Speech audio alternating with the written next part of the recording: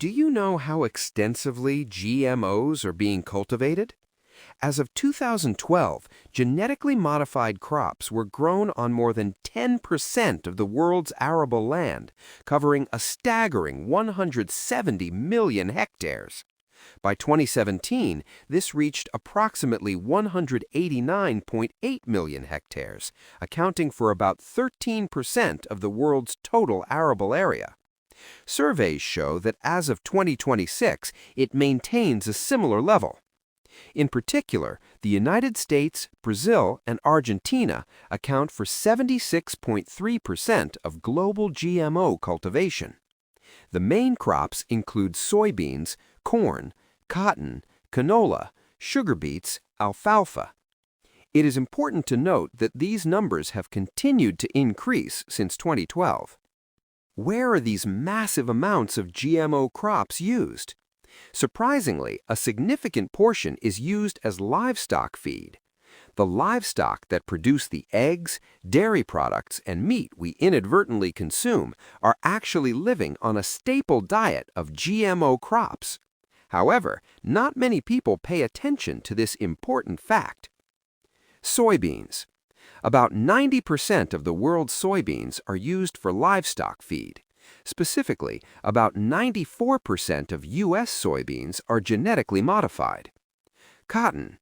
Cotton is also used as a raw material for livestock feed, and about 90% of U.S. cotton is genetically modified. Corn.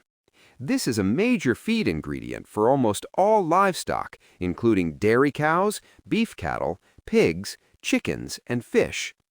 About 88% of U.S. corn is genetically modified. Canola, sugar beets, alfalfa.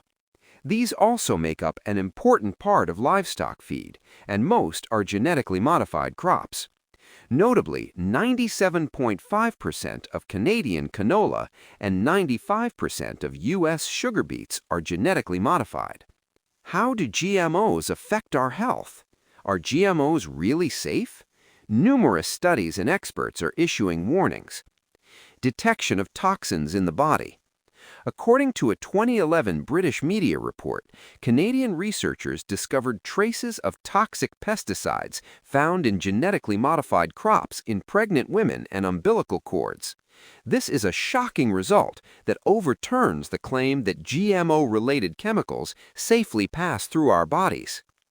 Contamination of breast milk. A study by a U.S. mothers group found glyphosate levels in breast milk up to 1,600 times higher than the European Drinking Water Quality Guidelines. Glyphosate is the main ingredient in herbicides used in GMO crop cultivation. Vulnerability of children. Children have immature intestinal development and weak immune systems, making them more sensitive to GMO-related toxins and allergens. Risks from antibiotic-resistance genes and growth hormones cannot be ignored either. Animal testing results. High mortality rates in offspring of rats fed genetically modified soybeans, infertility and premature birth issues in water buffaloes that ate genetically modified cotton, and cases of infertility in pigs that ate genetically modified corn demonstrate the potential risks of GMOs. Immune system and allergies. The Bt toxin, a pesticide inherent in GMO crops, contains allergens and can cause immune regulation disorders. In fact, there was a case in Britain where soy allergies surged by 50% after the introduction of GMO soybeans. Horizontal gene transfer.